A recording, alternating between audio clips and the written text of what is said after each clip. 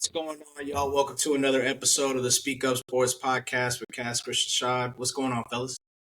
Good, y'all. What's good? What's good? Another week in the NFL. Obviously, we have finally, feels like a little bit earlier in the season than the past seasons. We're finally down to no teams being undefeated at this point, with one team officially being winless at this point with the New York Jets. Obviously, we just came off of a pretty interesting thriller on Monday Night Football as well with the Jacksonville Jaguars beating the Kansas City Chiefs in a funny way with Trevor Lawrence falling and then somehow getting back up and running in a touchdown. But crazy week in the NFL with a lot of good games this past weekend. What was some of y'all's biggest takeaways for the weekend? Like you said, Shy, plenty of good game this past weekend. But I'm gonna have to go with San Francisco, man. Shout out to Mac Jones. That was a hell of a game. He played on Thursday. If I'm not mistaken, all three of us obviously picked the Rams to win that game. But I mean, he showed out. I mean, battling. Obviously, he had a little nicks here and there, and obviously, as far as the team entirely, they suffering a lot of injuries over there. But for him to be able to get with Shanahan, I mean, Shanahan clearly can get any quarterback to run his offense how he wanted to be ran. But I mean, wow, that was a good ass game by Mac Jones, being able to even take it all the way down to get into overtime and getting the dub. Shout out to them boys. Overall, man, I think this was the weekend where a lot of teams got put on fraud watch. Either that or the parity in the league is just what it is. Of course, the surprising ones we'll get to. Of course, the Patriots beating the Bills. The Chargers, though, is my biggest takeaway from the weekend. That Commanders team, like, of course, the final score was 27-10. A lot of that game was not necessarily good, especially for the Commanders. It was a lot of the Chargers making those mistakes that you usually don't see. The Chargers make under Jim Harbaugh, especially. So I'm looking at them a little closely this week because after their hot start, where you go 3-0 in division, to drop these last two games to the teams that they dropped them to, it's a little concerning. And of course, you see that kind of around the league. Some teams are slipping up, or is it slipping up, or is it not just good? I don't know, but it's a lot of parity in the league, it seems. Yeah, and on the Chargers front, it is. I mean, they had one drive specifically where, I mean, to be honest, I mean, they had a wide open pass that ends up, turning into a fumble as their lead going into to go up 17-0. They have a punt return that they take for a touchdown that ends up getting called back due to penalty. They had one single drive where they had, Justin Herbert throws like 4 straight dots for first downs that all get called back due to penalty as well. So, one of the things that we are seeing with them is that, injuries are hard to overcome. And I'm not saying that they were hurt necessarily because of the people that were missing, per se, in terms of their playing ability, but more so some of the mental mistakes that happen when, especially on the offensive line. Offensive line is a position that, is full of is chock full of continuity. Like, your best offensive lines are typically the ones that have been together for a while or have at least played a full season together. So you're seeing a lot of that missing.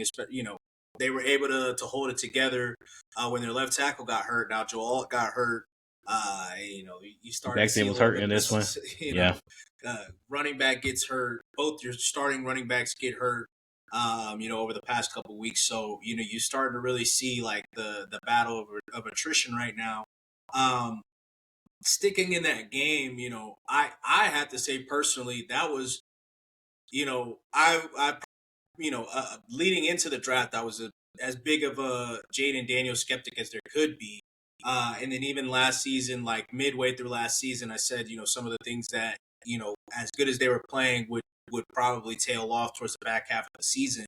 And, he wasn't, Jaden Daniels wasn't necessarily excellent every single game last season, but that Chargers game was definitely something that I was like coming off the injury, especially where a lot of people were like, this guy's not going to be playing as well, or like he might be done. It might be another RG3 situation. I thought that was one of the best games personally that I've watched from him. Some of the throws that he was able to make, is in conclusion with the fourth down throw and touchdown that he had with Deebo Samuel to kind of close the game out. So I thought that was one of the better games that I've seen from Jaden Daniels. And then obviously, as Cass mentioned, Drake May having his big game on Sunday Night Football. I told you guys, I set it all up, with the hot seat watch to pick Drake May and the Patriots, and then I ended up folding when time came to actually make the pick. But it's funny that it ended up going the way that it did. But some second year quarterbacks, as we've seen over the past couple of weeks, all kind of having a good game over this season thus far. Everyone just about has, including Spencer Rattler this week. Shout out Spencer Rattler, man. Because he hasn't been talked about at all. But like the Saints are not as bad as people expected them to be. Of course, their record is what it is. We got the first dub this weekend. Shout out to that. But Spencer Rattler has not been unplayable. We've seen unplayable quarterbacks. We saw one just this past Sunday in Jake Browning. That's why you go and get a Joe Flacco. If you're the Bengals, try to save your season. Spencer Rattler hasn't reached that level, and a lot of people were expecting him to be, especially when you also draft a quarterback in the top of the second round. Spencer Rattler's grabbed that spot, and I expect him to have it the rest of the season if he stays healthy and all that. But he's been solid, and that's all you can expect from a 5th round pick. Honestly, if you're being honest about it, that's all you can expect to be solid. And he's been that and a little bit more, especially this past Sunday. And he was solid last year too. It's just everybody and their mama was hurt on their team. They had no receivers. Is it Spencer? It left people thinking, is it Spencer Rattler or is it just the team around? But he's definitely been solid, but it's tough. It kind of makes you wonder what happens with. It doesn't make anybody wonder because nobody really cares too much about the Saints. But in terms of Tyler Shuck, it just makes you kind of think of like what his future in the NFL looks like if he even gets an opportunity to anything for real. But sticking with what you mentioned, just happened a couple hours ago. Joe Flacco was officially traded to the Bengals, a rare in-division trade, especially for a quarterback and a guy that you think is going to be a starter at that. What do you guys think about that trade, or what do you think about that trade now that it just happened, not too long ago? That just made me believe that they feel like they will, they didn't say it per se, but they will get Joe Burrow back at some point. And I just feel like they don't want the season to slip away. They have talent on as far as their weapons on the outside, even at running back. But as at least the last 2 games that we've seen from Jake Browning, it just has not looked good at all. Like it looks bad, and you want to keep your team together. You want to try to make a push, and to no fault of his own this year. Keep flying in my face. Ain't no fault of his own this year, but you could kind of say Coach Taylor might be, on a hot seat. So at this point, you trying to make some moves, trying to make it happen, trying to keep your team in line. You can see as we see the Browns aren't doing good, the Ravens are very much injured. And do we really believe that the Steelers are a formidable team? Maybe, maybe not. I feel like this is one of the things where, trying to keep within the group until, Joe Burrow can come back. Yeah, I think they had to do something. Like we saw it the last couple of weeks with Jake Browning, and they kept going. They said all the right things to try to keep his confidence high, saying that, no, Jake's our guy. We believe in him. We've seen him do it. But when you come out in a standalone game where everybody's watching, those standalone games always amount to something.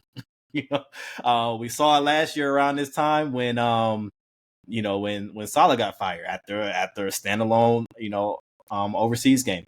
So you knew something was coming. I'm talking about like everybody was up watching that game. Well, not everybody, but a lot of people were up watching that game and saw like, even though the stuff at the end with Jake Browning, I'm thinking it's taking long. I'm tripping. Even the stuff at the end with Jake Browning, it's like, is it real though? Is it like, I don't know. It's still like, okay, that shit might be fake. I don't know. I think they had to do something. Going out and getting a Joe Flacco, he just got benched, is like, you know, how much will happen? I don't know, but something had to happen, in my opinion. Oh.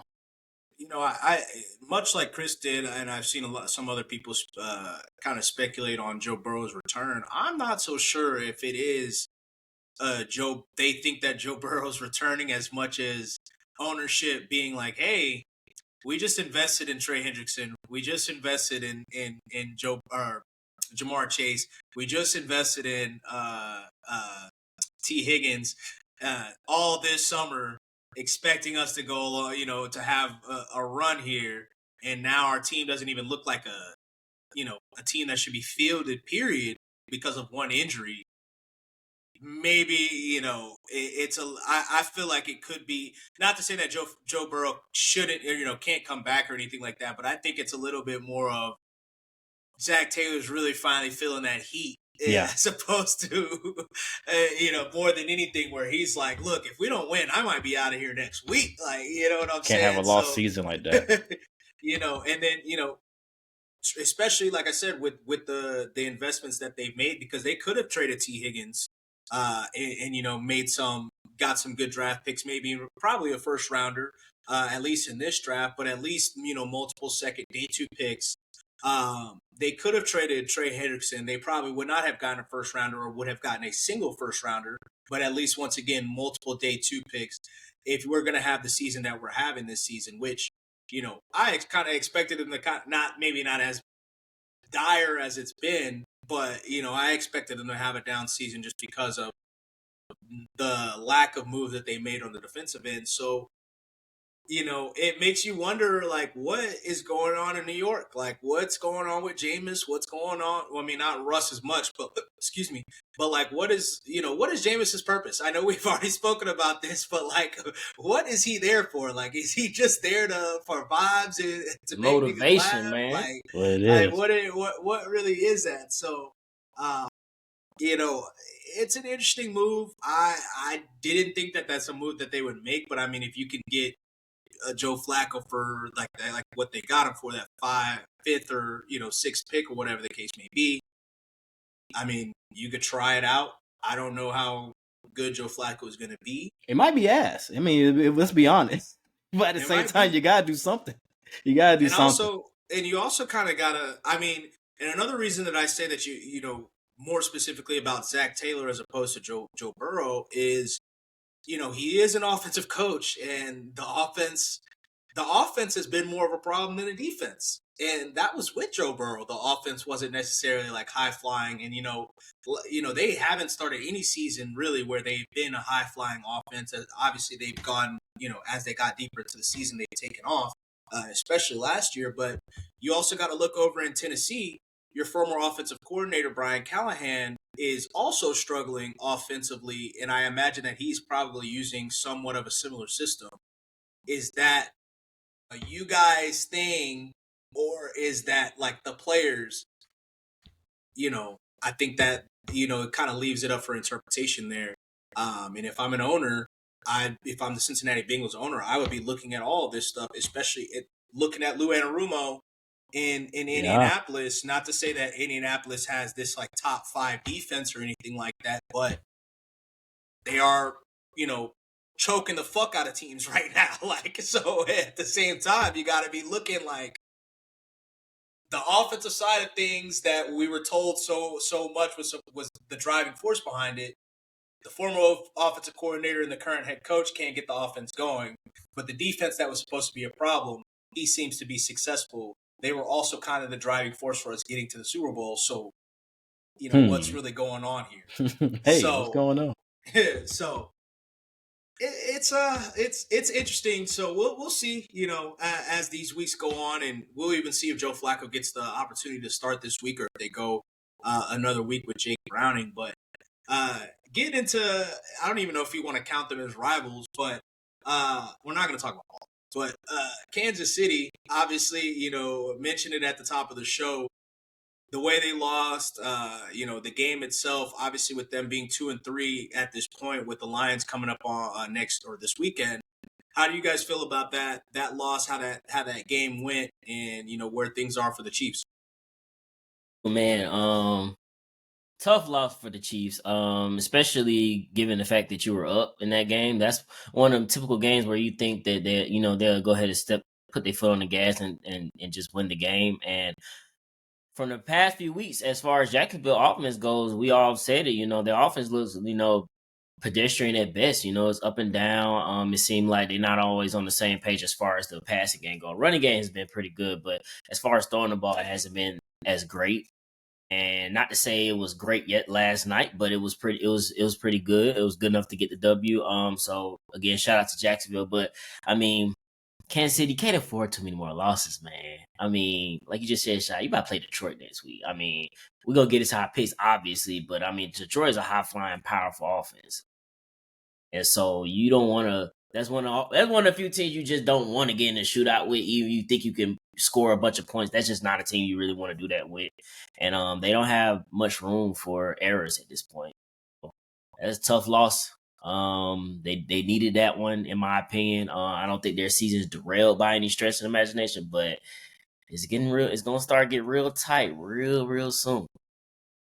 Definitely a tough loss. Not surprising. I mean, all of us picked Jacksonville, so we got that one right out of everything.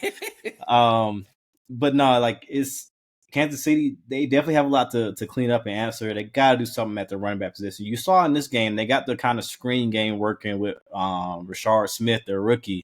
So you able to use that as an extension of the run game. Cool. You have Patrick scrambling like he always does. Cool, but like, we got to figure out something. It's not sustainable.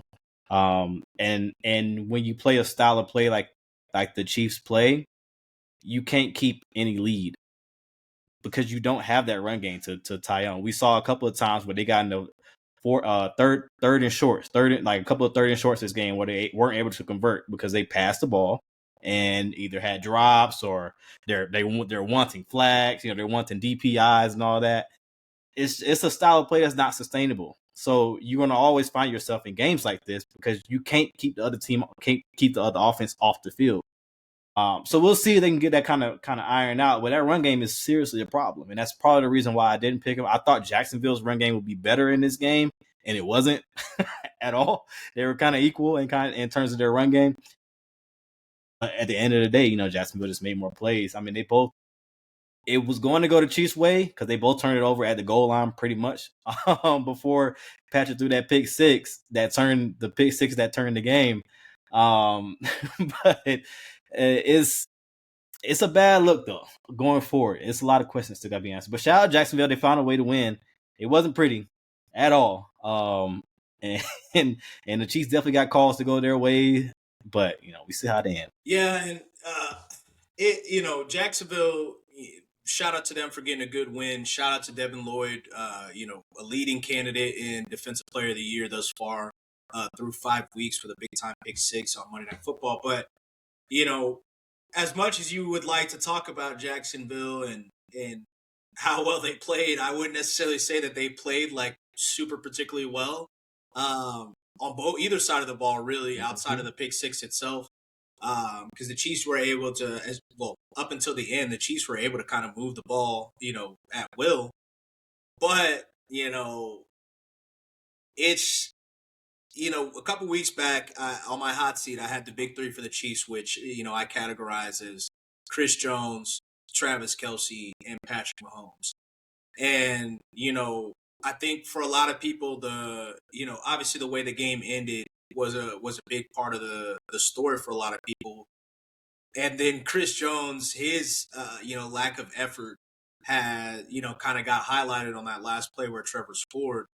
But I think that's kind of indicative, not to say that it hasn't happened before, or in the past or anything like that, because I'm 100% sure it has. But when things are dire, those things start to become highlighted a little bit. But to me, it almost felt like that was like an episode that I'll be watching like 30 years in the future where, where the Chiefs were talking about their downfall or like when they started getting out of the dynasty. This is like the game this season, like the way things have gone this first couple weeks is like exactly where we're going to be watching where they're like, yeah, we knew it was a wrap for us.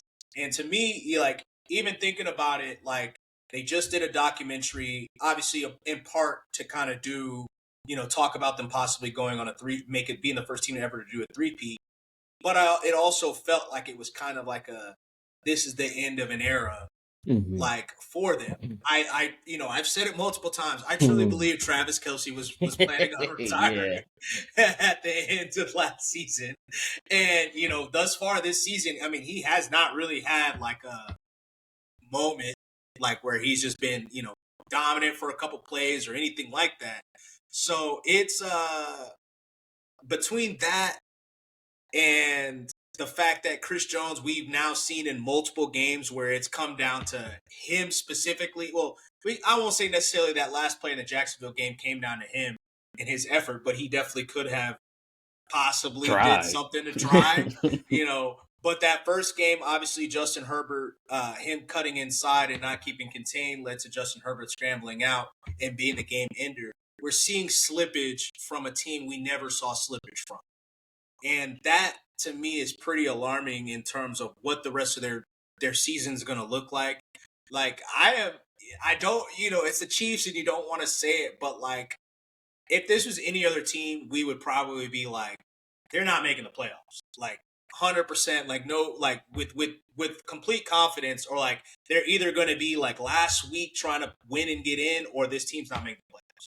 So it's a little interesting where things are for the Chiefs at the moment, but,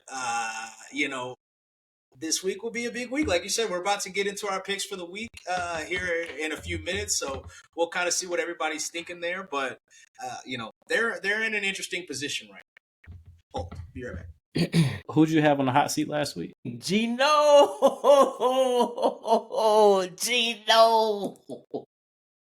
Hey, man. Hey, Gino. Gino, man. Jesus Christ. Hey, man. Lord have mercy, that man, bro. Hey, they said 6 of his 9 picks this season have come with no pressure. Hey, man. Now, a couple of those were tips. I will say that. But still. Shot right, though. What the fuck is Jameis doing, man? Vibes, nigga. Hey, he gonna throw a pick, Cab, but he'll light up the scoreboard. I tell you what, though. How they're using Jackson Dart. Not liking it. Not sustainable. He doing too much fucking running back there. Too much. And he already, both of the games that he's played, he's left with injuries. Yeah. It's like, hey, what's going on? This is your rookie. This is your rookie sensation. He out there running like a running back. Okay. He out there playing like Taysom Hill. Okay. Talking about Jackson Dart? Yeah. You know it. Yeah. Yeah. You gotta do what you gotta do. No, that's why he was saying we're talking about Jameis. I'm thinking, you might need him around still because, fragile quarterback. We'll see. We shall see. But, before we get into our hot seat, we did mention Joe Flacco being traded. And part of that is probably due to Shador, but also Dylan Gabriel. How did you guys think that he was in his debut in London? I think he was solid, and that's mostly due to the fact that I think they were trying to ease him into the league, and as in, like, I feel like a lot of their plays, it was I mean, and they had the lead in the game, so they were trying to not put him in harm's way or whatnot. Shout out to the Vikings, obviously, for making a comeback and making winning plays, but they're gonna have to take the handcuffs off him at this point. You just traded Joe Flacco, so he ain't coming back. So this is either him or Shador at this point. I know Kevin Stefanski, his offense, it is built off the run, but I just feel like as for a debut for him, it was solid, but they're gonna need to open that playbook up. Yeah, I thought it was a really good debut for Dylan. I thought it was a great game plan by Stefanski. When the Vikings lost that game on, what was it, Sunday night, Monday night, whatever it was, to the Falcons ran a lot of 12 personnel in that game. And you could see it kind of, Vikings couldn't do too much with it, and it was mainly dealing with the run game in that game. But 12 personnel is a strength of the Browns. And spammed it, and that was pretty much it. Wasn't a lot the Vikings could do. To defend it. So I thought it was a great game plan by Stefanski in this one. I mean, Dylan did what he had to do. They got him out moving. Quick hitters. Out to the flats, over the middle to the tight ends that you had out there. You didn't get receivers involved too much, but kind of expected that. I mean, this is guy first start, so we'll see. But I mean, if you can use your tight ends, if Harold Fannin Jr. is still stepping up how he's playing how he's been playing, and then you have Njoku, obviously one of the best tight ends in the league, they can still make some noise with that defense. And then Judkins, man. Jug is a dog. Jug is like a dog. This is a guy who missed all the training camp in his rookie season, and he's coming out and doing this. It's really impressive, and not too many people are talking about it, honestly, because it is Browns and they all only have one win. But this guy has been, and obviously Emeka Egbuka is doing what he's doing.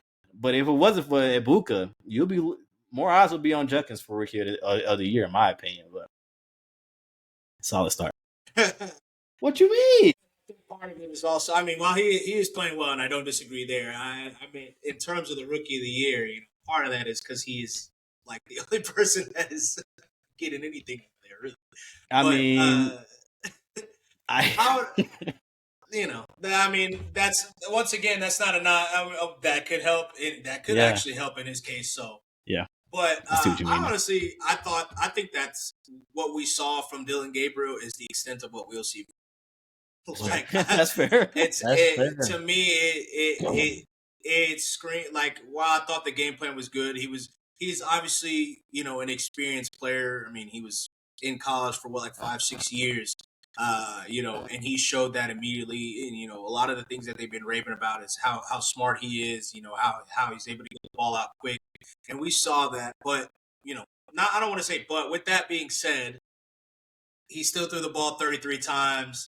Didn't even break 200 yards. It was like 5 yards per pass. So, or 5-yard average, maybe we will see more, but to me, it screams like they know this kid is like going to be they know he's going to be like the backup in Cleveland for a very long time, as long as he wants to be.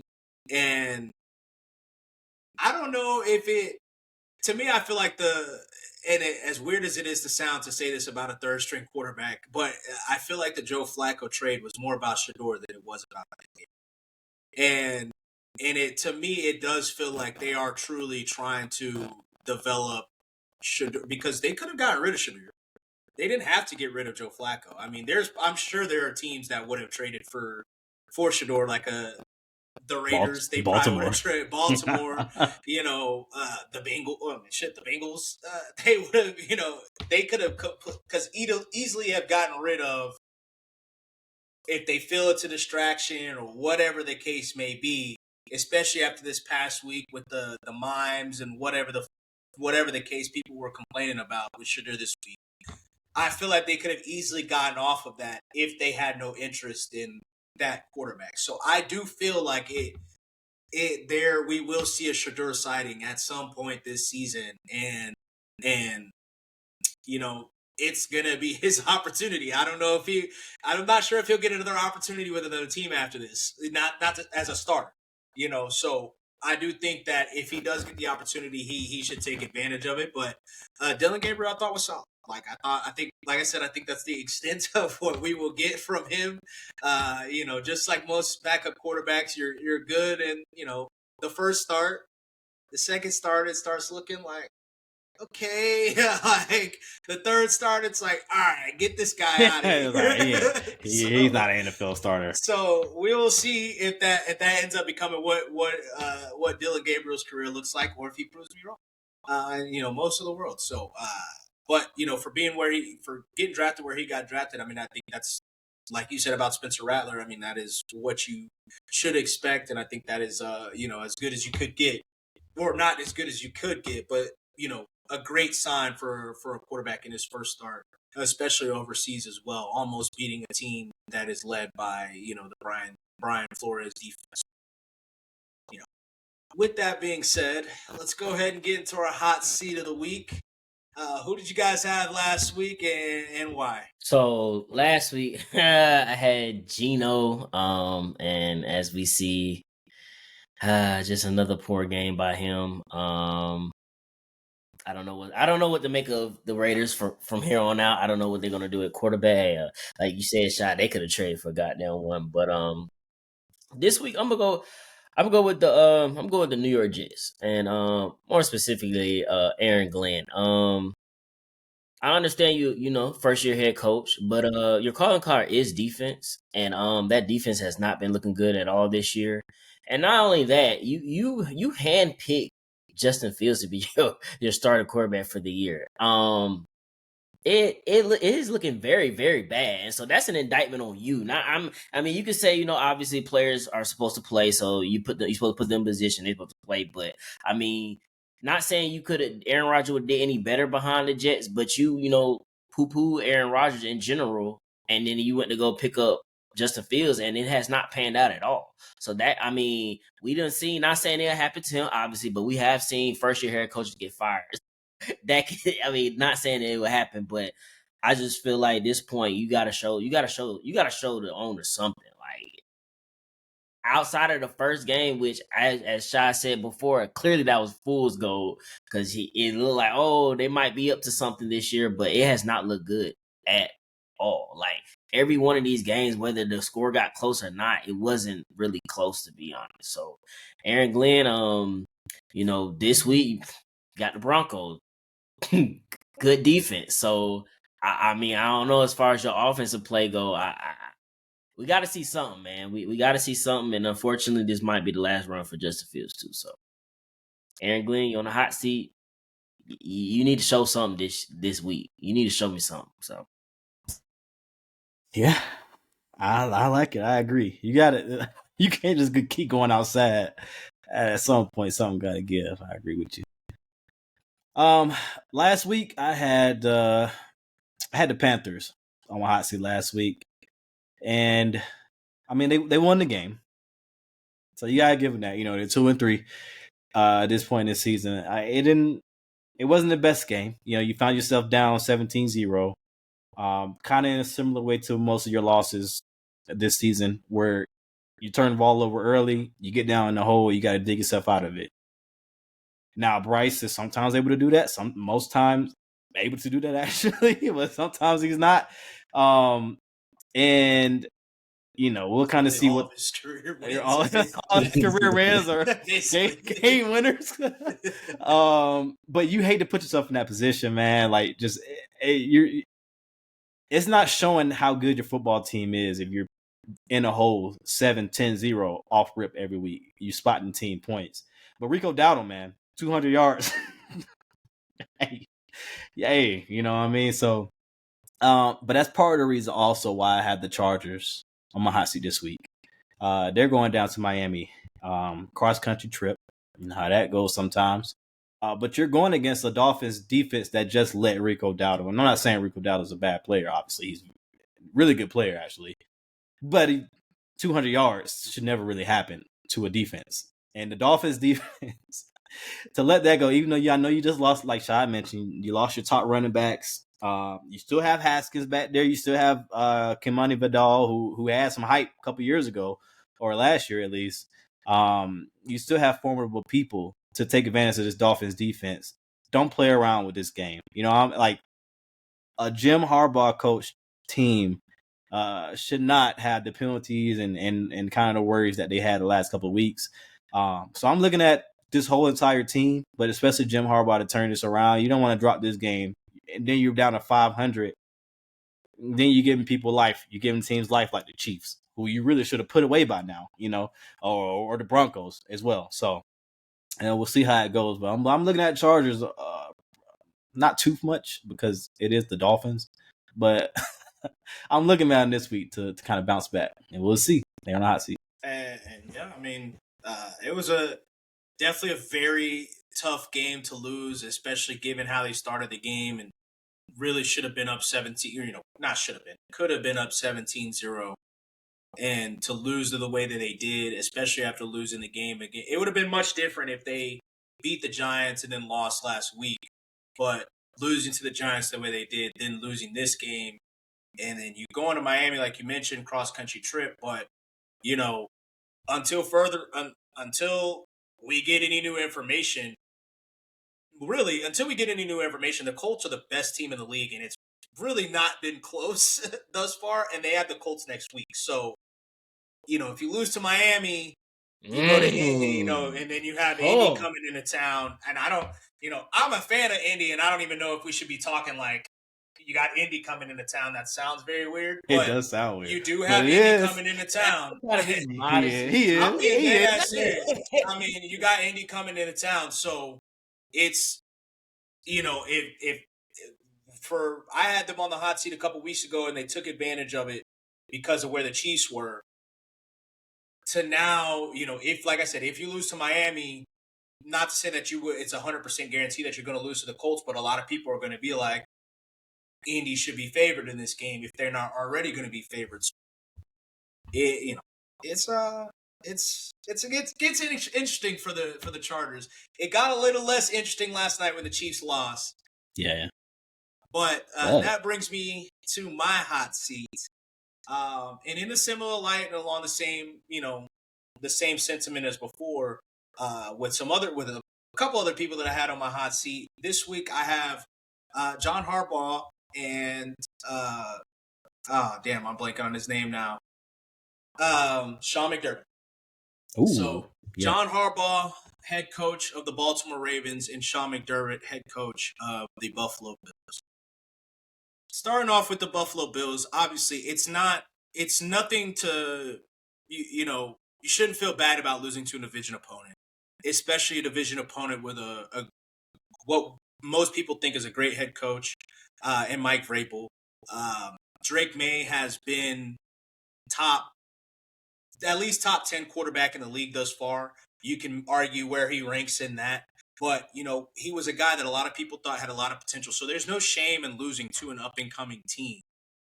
But there is a bit of shame in losing the way it's looked a lot like how it's looked when Buffalo does lose.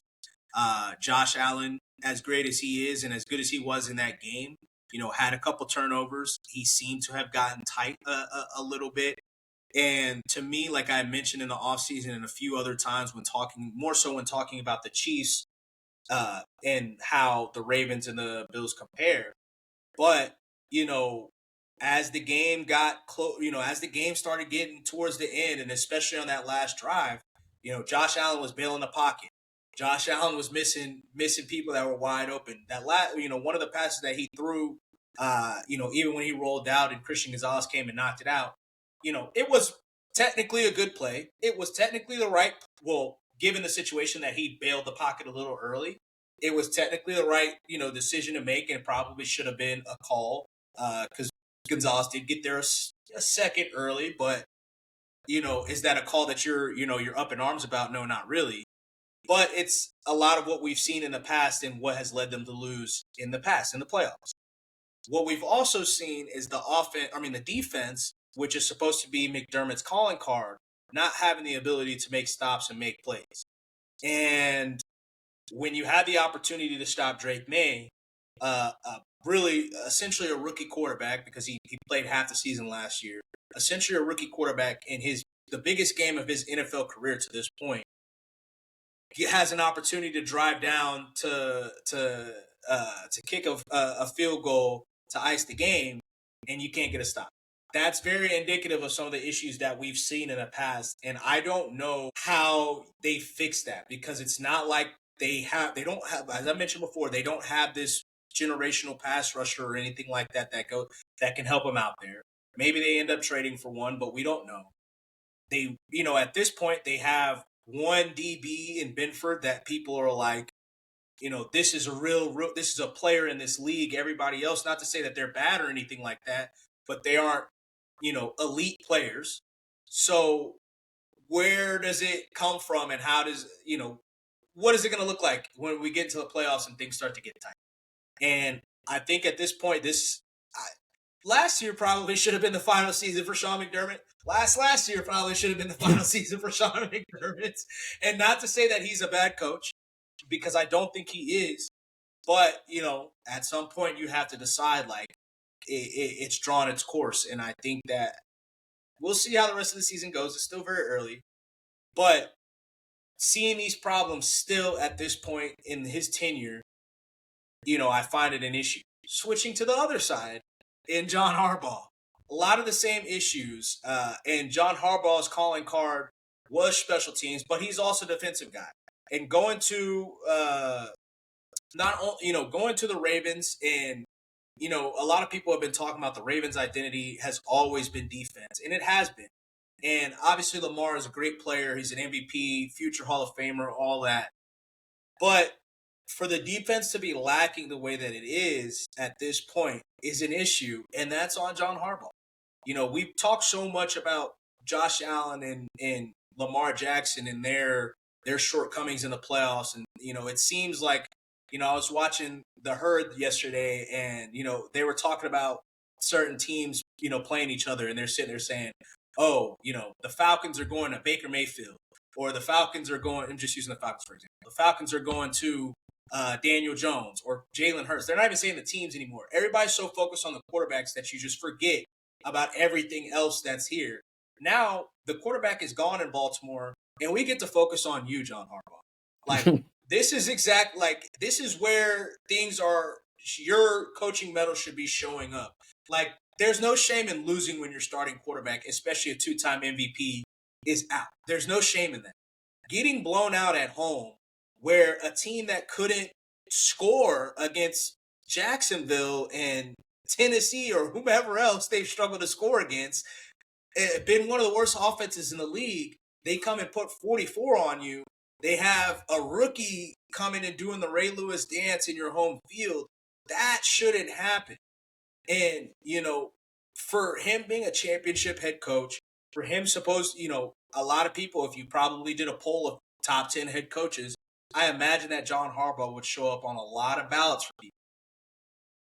This can't happen. And I know the Ravens are right now still favored to win the division, probably still favored to make some noise in the playoffs. But I don't know, as a Ravens fan, how you have any confidence seeing how things have gone in the past few years. Because like I said, like I've said plenty of times before, and when I'm talking about Sean McDermott, typically I feel like, in my personal opinion, it doesn't necessarily mean that I'm right about it, but how teams are late game and in tight situations are typically indicative of the head coach or the leadership of the team.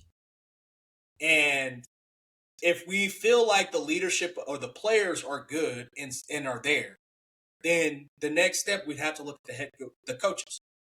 We see Mike and I always mess up Mike McDonald and Mike McDaniel, so I'm going to just say Mike in Seattle. We see what Mike in Seattle has that team looking like, even though they just lost this past weekend. We see what he has that defense looking like. We assume that he's a good head coach. They don't, so John Harbaugh, you promoted Zach Orr, who I said that I really liked. He was one of my favorite players when I was, growing up. And now it's looking like, was that decision great? Like, what are you doing? Like, ultimately, like, what are you doing to help make this team get over the hump, get over the next step?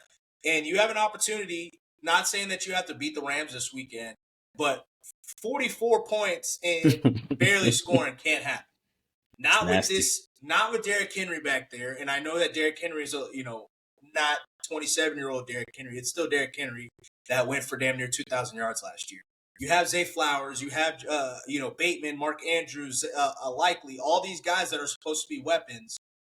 DeAndre Hopkins. You can't go out there and put up another stinker. You have to at least be competitive. So John Harbaugh, Sean McDermott, obviously a lot of this is more geared towards what happens in the playoffs and towards the end of the season. But right now, you guys have an opportunity, especially while Kansas City is down, to take advantage of this. So John Harbaugh on a different, maybe on a different scale from Sean McDermott, you guys both have an opportunity to prove yourselves, prove your worth to the rest of the world, because a lot of people are starting to question y'all, unlike what has been in the past where all the questions were about the work. So they are on my hot seat this week. Well, we will see. We will see if they respond. Ravens. I think it's a little bit more important to to show up than I think the Bills. The Bills have they play the Falcons in some Monday night games, a standalone game. Well, not actually a standalone game. We got 2 Monday nights this week, but they're an NFC team, not an AFC team. So if they do lose, it's not as big of a deal. Same thing with the Ravens. Obviously, they're playing an NFC team, but given their record at this point, going down 1-5, it's pretty ugly. So That's tough. It's very tough. So with that being said, Cass, go ahead and give us a rundown of what the picks looked like last week, and we can go ahead and get into our picks for the week. All right. Rough week for me. I had 1 out of 6 right, but only one right was Jacksonville. Luckily, they pulled through, and I was looking a little murky until the end. So, Chris, you had 3 out of 6. Of course, we all picked the Rams to win. I just didn't see Mac Jones coming, to be honest. We all picked the Chargers to win. We saw what happened there. Shai, you got 2 out of 6. Your 2 was, of course, Jacksonville, and then Tampa Bay. For me and Chris picked Seattle. So, on the season so far, I'm at 14. Chris, you're at 19. Shai, you're at 17. I got some work to do. Yeah, definitely got some work to do. And we're going to get into a team right now on Thursday Night Football that's also got some work to do. But we got the Giants and the defending champion in turmoil perpetually, Philadelphia Eagles, going against each other. Who you guys got and why? I ain't gonna mince no words, man. The Eagles gonna win this game. I just want a clean fucking game from these fuck niggas on offense because they is pissing me the fuck off. Like, but that's for another day. Stop playing around with these teams when you we get the lead. Man, put your foot on their neck. But I just don't think the Giants are a good team. I mean, obviously they got a good defensive line, but I mean, as far as the whole defense, they're not that good. They got a rookie starting quarterback. They're missing their top weapon on offense as far as receiver goes. So I'm looking forward to the Eagles to go there and just put them out their misery. I got the Eagles. All right. I also had the Eagles. I won't be too long about it. I just think they're obviously just a better team than the Giants. I do think, though, this could be finally the breakout kind of Saquon game for the season. He's been balled up a little bit. The yards per rush is pretty low. It's a little uncharacteristic. Didn't get enough touches last week. Obviously, we talked about that in our chat, Chris. But I think this is the game where he gets over 100. He makes a big impact. I believe the Giants are at home as well. So a little bit of homecoming, another homecoming. So he'll have a point to prove too. I got the Philly in this one. So I got the Eagles in this one, and this is probably going to be the last week that I pick the Eagles, depending on how they look. It's damn near every week. It's even when I've had doubts about the Eagles, I always come on and be like, look, they're just better and more talented than everybody, so I'm not going to pick against them. And I still believe that to an extent, but eventually something's got to give. It's been 3 years of this at this 2 years really, but we're going into our 3rd year of this. Obviously, last year they were able to mitigate it and win a Super Bowl, and it's weird to even talk about a team like this when 2 years ago you were 10-0, 9-0, whatever the case may be. Last year they win the Super Bowl. The year before, 2 years prior, they were the Super Bowl runner-up. But this, obviously there is. Last year, obviously we've talked about their secondary issues, and it hasn't shown up as much like we thought it could have been, especially after the first week. It hasn't reared its ugly head or anything like that. So, that could be something that we were mistaken on. But, eventually there's no defense that's good enough to make up for bad offense. There's no defense. Say that shit again. Nigga. There's no defense that's good enough to make up for and we're not even just talking about bad offense. We're really talking about putrid offense. When we're talking about -1 passing yards in the first half, no passing yards in the second half.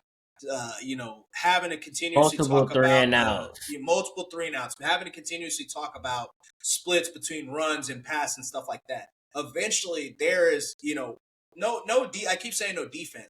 No team is good enough to consistently overcome that. And so eventually Philly's going to have to figure it out, or the dam is going to break. I'm not picking the dam to break against the Giants, But I do think this game will be very close. I wouldn't be surprised with a 23-20 game. But I do have Philly winning, and hopefully, if it is a close game, it's a close game where everybody eats and we don't have to continue these conversations. So I got Philly in this one as well, but we shall see here in a couple days. With that being said, getting into another one, eventually we probably are going to be having one every week, but another international game with Denver facing the New York Jets, as Chris mentioned earlier in his hot seat watch. Who you guys got and why? AK, this might be the pivotal Bo Nix turnover game, but no, I think Denver gonna come out with a W. I just right now I have no faith in the Jets to do anything good. Denver has one of the toughest defense in the league, so that's not gonna bode well either for that offense. And as long as Bo Nix don't really make no mistakes, I feel very comfortable saying Denver's gonna win this game. So I got Denver. Also got Denver. I don't think I can see myself picking the Jets in any game this season, if I'm being completely honest with you. The way their offense has looked, and people are on Twitter fudging numbers, not fudging them, but kind of fudging them for Justin Fields, talking about his total yards and his 3 full games and all this stuff. Man, no, this offense has looked so bad with him at the helm. It is embarrassing. I don't know when they'll get their first win. But I just definitely not against a Denver team, even though it is kind of neutral site.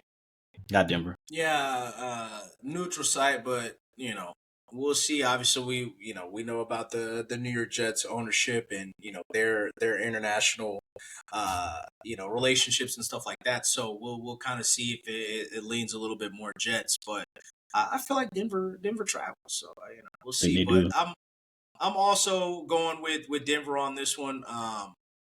Much like my Eagles pick, I virtually always pick the Eagles. I will virtually always pick against Justin Fields. No disrespect there, but it's what year 5, year 6 for him, and it's it still looks like the processing is a little bit slow. Not a little bit. The processing is slow. It everything on the offense looks slow aside from him taking off to run. And obviously, as Cass mentioned, a lot of people have been talking about him being nearly perfect as a passer in the fourth quarter of these games, which, it's like, why can't we unlock this a little bit during the game? But I won't be picking Justin Fields, even if they could go on a 10-game win streak, and I just wouldn't do it. No disrespect, I just can't do it. Just can't do it. So I got the Denver Broncos in this one. And it really has nothing to do with Denver and everything to do with what New York looks like. So them boys spent all week practicing fumbling or practicing ball control, ball carrying, and then come out and fumble again. You know what I mean? It's like that type of shit is like, no, I mean, I just they don't have it. And like Chris mentioned, Aaron Glenn, there was a lot of people that were super excited about him getting hired. To me, it felt a little bit more like he was probably the only one that wanted that job. No disrespect to him. Obviously, it was something in his heart for a team that he used to play for. But it wasn't like he was, there was this, I guess, maybe because of all the injuries with Detroit was never this dominant defense. So even with healthy, so I don't know, while defense is his calling card, I don't know if we should be expecting it to look like how it looked under Slot. And if it doesn't look like that, I don't, there's already been speculation about him losing his job year 1. I think losing this game in a big fashion could kind of seal the deal for him, but we shall see. Getting into the next game, 2 teams that had 2 of our best games last week in Seattle, going against Jacksonville. Obviously, we just saw them, last team that we saw. Who do you guys got this week and why? Might be the game of the week, but in my opinion, I think Seattle gonna come out with a W. Jacksonville, there was a good game last night, but as we all said, it wasn't like it was this dominant offense. The offense still needs to get some things together. It still doesn't look that good, but I think Seattle has a point to prove. They should have won this game this past week, but it is what it is for them. So I think they'll bounce back real good and they'll get the W this time. Well, this week. I am very interested to see this game. This is definitely one of the ones I'll be watching on my stress-free Sunday. I'm actually gonna go with Jacksonville in this one. You saw a little bit of Pumpkin Sam Donald come out last week, just a little bit of it. It just peeked out. He made some plays for sure, and it ended up turning into a shootout. But when the rubber hit the road, and you need, and I know it bounced off the guy's helmet to become a pick, and I get that. But he also flirted with with another pick earlier. I don't know. I still like Seattle, but I think Jacksonville is very opportunistic, and they will take advantage of any Sam Darnold mistakes, and I think that could turn the tide in this game. We'll see how Trevor Lawrence kind of continues to progress, but I got Jacksonville in this one. Yeah, I'm actually going with Seattle in this one. I think it was a big time win for Jacksonville to get that win, and a lot of people, on the broadcast last night, they kept saying a signature win for Liam Cohen, which, I mean, technically it is in his rookie year being the defending AFC champions. But, the same way that Cass kind of feels about Sam Darnold, I actually feel the opposite about Sam Darnold. And that was really more so how I felt at the beginning of the season. But I feel like he is kind of – it's 5 weeks into the season. And, I don't want to make any declarations because there's another guy in the East Coast that has been playing really well that I'm not sure that I believe in 5 weeks into the season. He's currently on the best team in the league right now. Well, one of the best teams in the league right now. But Sam Darnold, I thought was really good last week, and then like Cass mentioned, towards the end of it, it was a little shaky. A little bit. He's been excellent this season. Right now, I think he is the number one quarterback in EPA per play, and the number one quarterback in Pro Football Focus in terms of their grading. And Trevor Lawrence, I think, is going to be. Last night was, if you're a Trevor fan and think that he is a guy that was going to be one of the best quarterbacks in the league, even in a win, I think you have to be severely discouraged because he has not been great to start the season. He really hasn't been that. He's been bottom 10 really in the league to start the season or close to it. And last night, I mean, there was a lot of delay of games, and you can kind of tell that it was on him. There was a lot of miscues offensively. Even the pick, some people felt like it was offensive pass interference. I mean, it was defensive pass interference. Other people were like, the DB has right to the lane just as much as the receiver does. So it is really kind of a toss-up play. I don't want to kill him for the interception, even though it almost was detrimental to the team. But, there's just a lot of mistakes, maybe not necessarily in turnover mistakes, but just keeping the offense on the field mistakes and not having those penalties, whether it's not to say holding is on him, but the offense penalties, holdings, false starts, delay of games. They had multiple last night, had to burn a couple timeouts because of it. You'd have to you just have to be a little discouraged where Trevor is, given that it's year 5 for him. He's already been signed to a huge contract. You bring in an offensive guy that everybody thought was really sharp and bright. You just have to be a little discouraged. So I'm going with Seattle in this one. I think it much like earlier a few weeks ago, I felt like the week 1 win with the Vikings, it would be hard for JJ to kind of bottle up that emotion to play against the Falcons, especially with him having a child that week. Big win for Jacksonville on a short week. I think it'll be a little tough to bottle up that emotion, and continue the kind of gauntlet that is shaping up in the AFC South. So I got Seattle this week for a big win. This is gonna be interesting. Detroit versus Kansas City. Kansas City's it's looking shaky for them, and this is a big game for them. Obviously, Detroit kind of a cakewalk game last week that got a little bit closer than it should have been, but still a cakewalk.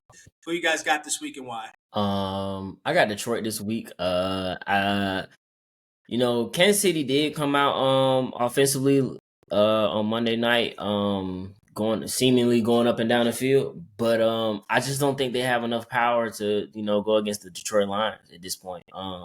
Detroit Lions offense is obviously, like everybody knows, is explosive, but this is an important game for Chiefs, even though it's an NFC game, because I mean, within the next few opponents, they have the next 4 games. They have 2 division opponents plus the Bills. So, I mean, you can't keep losing games regardless of if it's an NFC or AFC team at this point for them. But right now, I'm rolling with Detroit. Yeah, I gotta go Detroit too in this one. I still have a lot of concerns about this Kansas City team overall, and I think Detroit has found their kind of groove. Well, definitely found their groove after what happened in the beginning of the season, and they're rolling right now. It's hard to pick against them, so got to go Detroit. Yeah, I'm also rocking with Detroit in this one, even though it's in Kansas City. Much like using the same kind of emotion analogy with Jacksonville, it's gonna be very, very hard. I know that they've got the championship medal and all this stuff. They're in a position that they've never been in, and I think it's gonna be very hard when you can't lean on. To be honest, if we really think about it, I mean, we probably, given the way that he's been playing this season, do Kansas City have another superstar outside of Patrick Mahomes? No. Honestly, you don't really have if you want to say McDuffie, maybe, but like even then, it's still like, he hasn't been locked down like he was 2 years ago. So he did have a big play this past, on Monday. But when you're in this position and you're trying to, pull yourself out, and you can't lean on your guys like you used to be able to, like the Travis Kelce and Chris Jones. I just feel like it's going to be hard emotionally for them, having as big of a disappointment as they just had on Monday, to get back up to face this team that is known for kicking niggas while they're down and beating the shit out of them while they're down, for real, for real. So, what is it? 4 straight games of scoring 30-plus points. I think that continues to roll, and I wouldn't be surprised if Detroit, really, lays it on them and beats them pretty handily. So I'm rocking with Detroit in this one as well.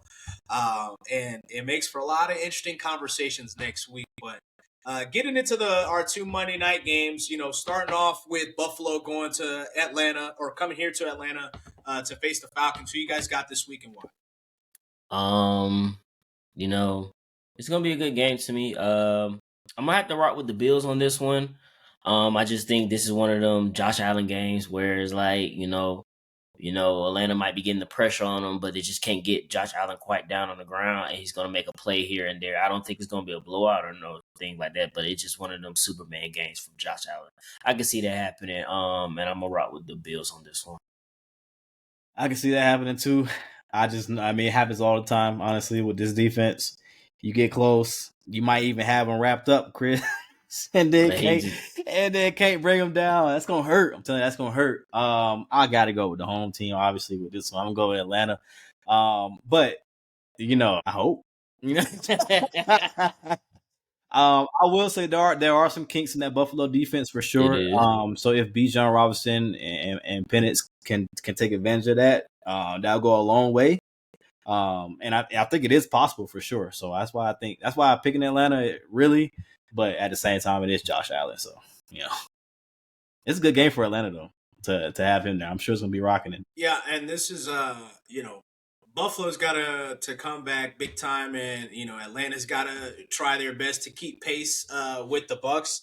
And they've had 2 weeks, basically, to prepare for the game since it's being Monday night. But I'm rocking with Buffalo as well in this one.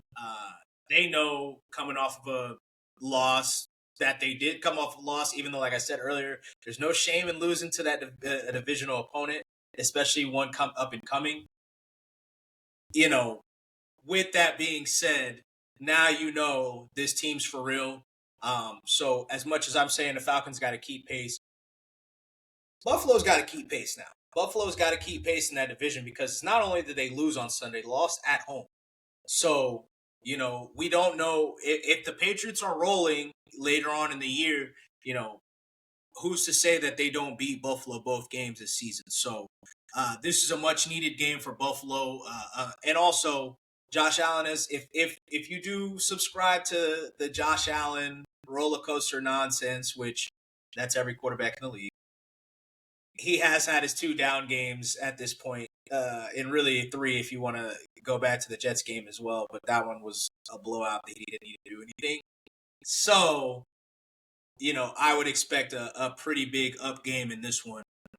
So I got the Bills pulling it out in Atlanta. And I don't understand why they would have 2 Monday night games, especially, if you are, if you love Michael Penix and you're trying to boost him up as a second year quarterback, why would you not want to highlight that with Josh Allen? Because now they have to compete with the first and second round pick from last year. Mm-hmm. So getting into our next game, we got Chicago going to Washington, a huge game from last year that kind of propelled Washington to have, their NFC Championship run, and everything went downhill for the Bears after that game, and a game that they probably should have won with the big Hail Mary last year. So who do you guys got this week and why? Yeah, I think this is going to be a big statement game, This is going to be a game where, the Bears get a chance to solidify who they are, Like you just said, Shad, to lose that game when basically they had won, even though it was a low-scoring game. To lose that game last year on a Hail Mary got to sting a little bit. I'm not going to say they still remember it, but, they might. And then for Ben Johnson, you played, even though you wasn't the Bears head coach, you played this Washington team in the playoffs. And you was doing some weird, dumb shit and,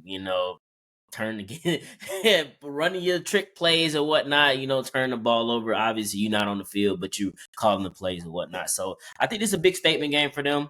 I don't believe in that Washington defense. Not at all. I just think it was, like you said, Shot earlier, it was a bad game, injuries or whatnot with the Chargers. Could have easily been 17-0. I thought it would have been 17-0 without that fumble, but I'm gonna rock with the Bears with this one. I think Caleb's gonna have a solid game, and I think they're gonna make some noise. That's what I'm gonna leave it at that. I don't like that Washington defense at all, but I also don't like the Chicago defense. And I think Washington can be more explosive. There are some. We'll see. They might get Terry McLaurin back for this game. We'll see. But if they do get him back for this game, he's really good to go. Like, I don't see that Chicago defense stopping this Washington offense. I think that could be pretty troublesome for him. So I got Washington pulling this one out. Yeah, it's a tough game because I also do not believe in that Washington defense. But they made Justin Herbert look as pedestrian as you could when he made as many human throws that he did last week. But also, like I said, a lot of them were called back by penalties, and then when it, much like I talked about, you kind of when games get close or games get tight, you kind of reflect your head coach. I don't feel like Justin Herbert falls under that because he, not to say that he gets tight, but sometimes he do be taking some dumbass sacks and stuff late games. So maybe trying to do too much, whatever the case may be. But I think this is going to be a really close game. Probably another 3-point game that comes down to a game-winning field goal. But I'm going to rock with the home team in this one and going with Washington as well.